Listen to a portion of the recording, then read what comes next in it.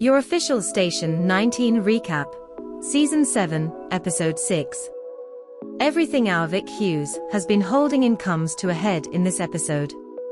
Let's unpack it all. We've been saying for weeks that all is not well with our dear Victoria Hughes, and this latest episode of Station 19 not only confirms it but confronts it head-on.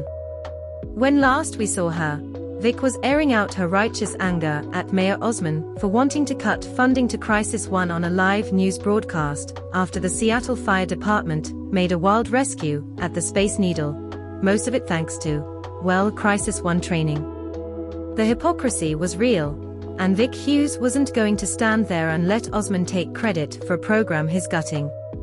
Now, in hindsight, blasting the mayor on live television might not have been a great career move. But Vic is who she is, as, with so little to be sure of starts, Vic is on probation and awaiting the mayor's decision as to whether she can keep her job. At the moment, the only thing stopping him from firing her immediately is Natasha Ross, who is doing her best to fight for Vic. The episode is framed by a conversation, in which Natasha tries to impress upon Osman that Vic and Crisis 1 are vital to the Seattle Fire Department, and that getting rid of either of them would be detrimental to the good of the entire city. No big deal, or whatever. And while Natasha is trying to explain how Crisis 1 works on an individual level, we get to see that, and Vic's work, play out by rewinding to tell one person's story. Let's do a little time jumping with Station 19, shall we? Last spring. Station 19 was a different place back then. Vic and Theo were still together. Maya and Karina were just starting out on their pregnancy journey. We get a very cute scene, in which Karina tells Maya she'll be a great mother. And Maya realizes it was exactly what she needed to hear. And hey, even Jack still worked there. But the most important reason we've landed back here, is because this is when the crew at Station 19 first met Morris, an unhoused 74-year-old Vietnam War vet. Morris arrives at the station with a young man and another veteran, named Arlo, when Morris cuts his hand on some glass and needs assistance. It's clear Morris and Arlo have a close bond, and that Morris would fall apart without him. The two men become regulars at the Station 19 clinic and their spaghetti dinners for the community. It's why Morris rushes Arlo there when, after weeks of rationing his insulin, the young guy collapses. But it's too late. Arlo dies on the way to the hospital. Last fall and winter, Morris has become an intrinsic part of Station 19. Everybody knows him, and everybody who knows him loves him. Vic has even taken to meeting up with him for coffee and donuts and chats at the park. Things are looking up. Robert arrives with great news. He finally secured Morris an interview to get placed in VA housing. He is so pumped. The man is dancing through the beanery.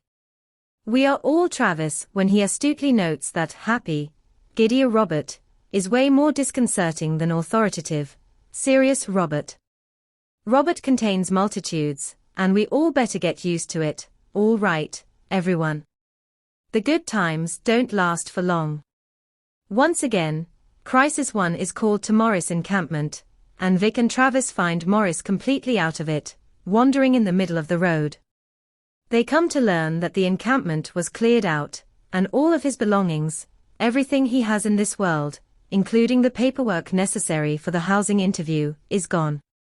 Morris is completely gutted, and all the Crisis 1 training in the world can't stop Vic and Trav from feeling completely helpless here. By wintertime, however, things seem to be on an upswing.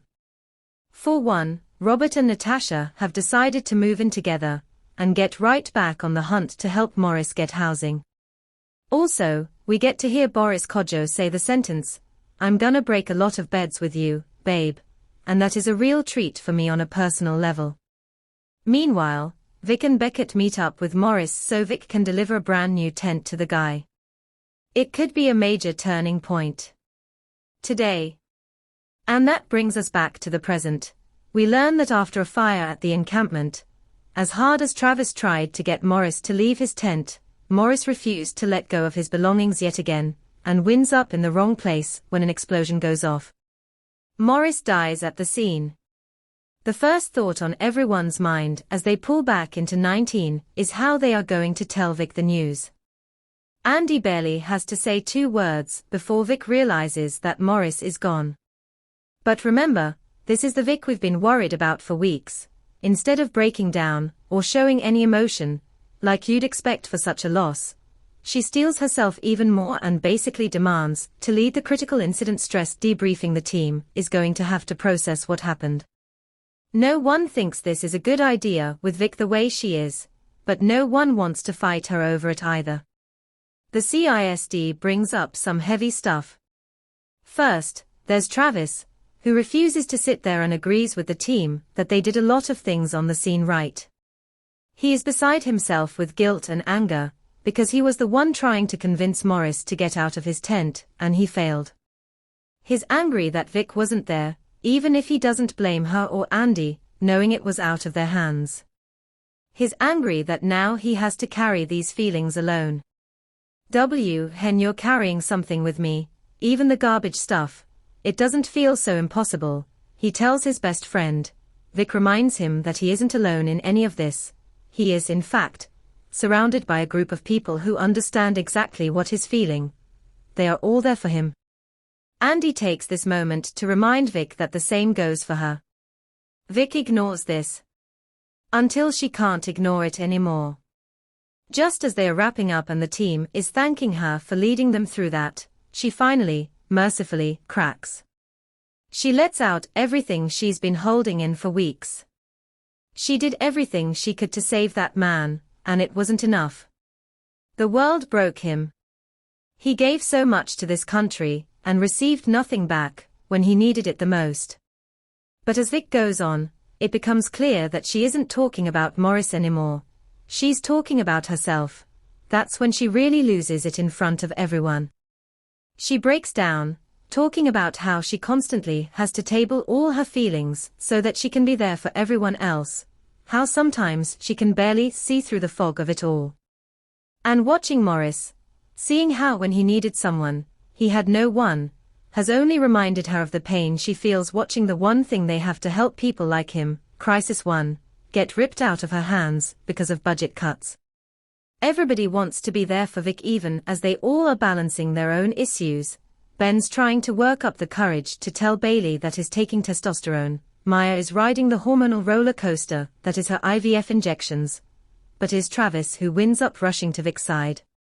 Of course it is Travis. He lies down beside her in her bunk, and they finally get real about what's been going on with Vic. She's been numb. They've all been worried. He compares her to that moment in a movie when a newborn baby who isn't breathing finally cries, and the relief is palpable. I'm the baby, she asks him through tears. Sometimes you get to be the baby, and other people take care of you, he tells his friend.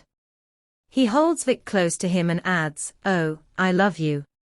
I will always take care of you." Thank goodness he ends the whole thing with a patented Travis joke moment and teases her about her puffy eyes, because I was seconds away from yelling out, "When do I get to be the baby?" through the tears that had been slowly collecting in my eyeballs throughout this entire scene. The entire firehouse is already enjoying that sweet catharsis that comes from having or watching your friend have a nervous breakdown, when Natasha arrives to deliver some great news. Her back and forth with Osman worked.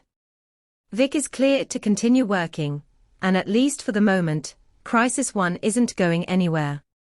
It's a big win, and it puts everyone in the right frame of mind as they give Morris the send-off he so very much deserves. Maggie Fremont is a freelance pop culture writer with a focus on television. You can find more of her writing on Vulture, Entertainment Weekly's EW.com, and TV Guide.